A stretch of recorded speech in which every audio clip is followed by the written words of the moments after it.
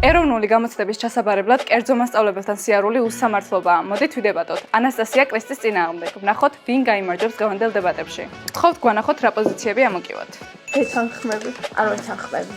არგუმენტების მოსაფიქრებლად 2 წუთი გაქვთ. მე დაგტოვებ.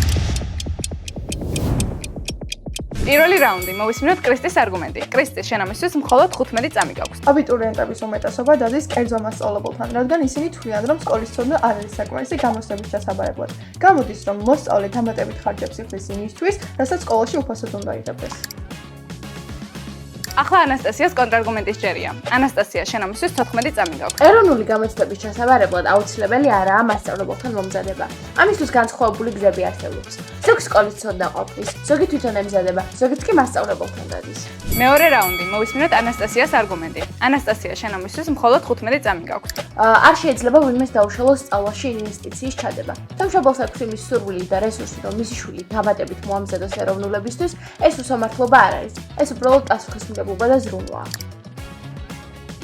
ახლა კრისტის კონტრარგუმენტი სჯერია. კრისტი, შენ ამისთვის 14 წამი გაქვს. მოსწავლის კერძო მასწავლებელთან მომზადება არჩევანი კი არა, არჩევნის ილუზიაა. ნაკლები შანსი აქვს ისეთ ადამიანებს კარგ უნივერსიტეტში მოხვედრეს, რომელთაც უბრალოდ არ აქვს საშუალება, რომ კერძო მასწავლებელთან მოემზადონ. შენ უკვე ორივე მოდებატის არგუმენტები მოისმინე. გამარჯვებული შენ უნდა გამოავლინო. ეკრანზე მონიშნე იმ მოდებატის სახელი, რომელმაც შენი აზრით გაიმარჯვა.